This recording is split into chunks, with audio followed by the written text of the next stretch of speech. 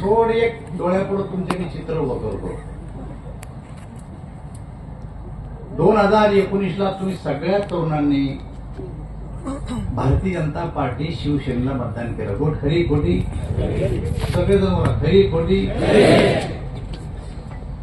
आणि आपलं सरकार बी आलं.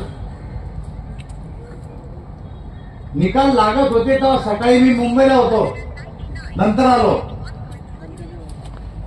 तुम्ही सगळे चॅनलवर बसले होते, कोणाच्या किती जागा आहे त्या. सगळेजण डोळे लावून बसले चॅनलवर. आपल्या जागेचं काय होतं? पण म्हणता म्हणता आपली लीड गेली 165 वर महाराष्ट्राची भोकरदनची सह, आणि सरकार यायला लागते 145. सरकार आलं का राहिलं?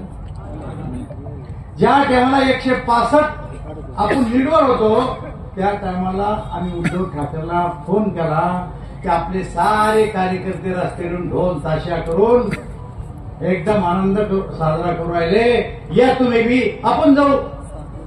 त्यांच्या आनंदात सहभागी हो. उद्धव ठाकरे आले नाही. त्यांनी 3 वाजता एक वेगळी पत्रकार परिषद घेऊन टाकली. स्वतःची सांगितलं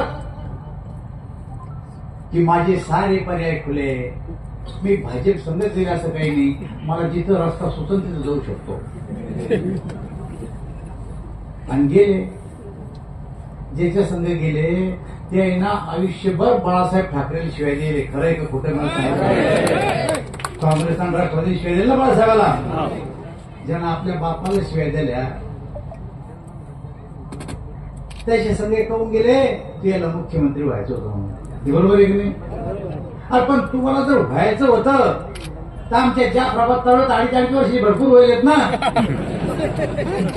बरोबर आहे की नाही? तू आलीच मी आलीस. तर आम्ही गावातल्या लोकांना हे शहाणपण आहे की अर्धातून अर्धाने का आपलं शहाणपण नसतं सुचलं का? पण नाही, तिकडे गेले आणि मुख्यमंत्री झाले. पण झाली चांगली गोष्ट. आपणही करतो ग्रामपंचायतीची फोडफाड करतो नाही. नाव घेऊन सांगू कुठे जाईल तर हो द्या, जे झाली झाली. पण 2.5 वर्ष त्यांचं सरकार चाललं. पण तुम्हाला सगळ्या तरुणांना मी विचारतो, या बाजूला उद्धव ठाकरेचं सरकार आहे आणि त्यांचा उमेदवार चंद्रकांत आहे. आता तर चित्र डोळ्यापुढे बघू. तुमच्या इकडे उद्धव ठाकरे आणि त्यांचं सरकार आहे आणि चंद्रकांत याचा उमेदवार आहे.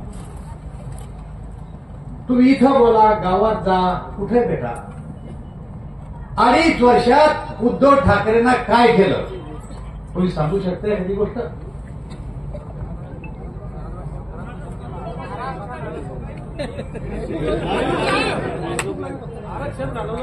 फेसबुकला येऊ नाही का? फेसबुकला येऊ. बरोबर आहे. आता तुम्ही म्हणता मग त्याला काही नाही केलं, त्याच्यात झाले भांडणं, एक गट फुटला आणि आम्हाला येऊन जुटला.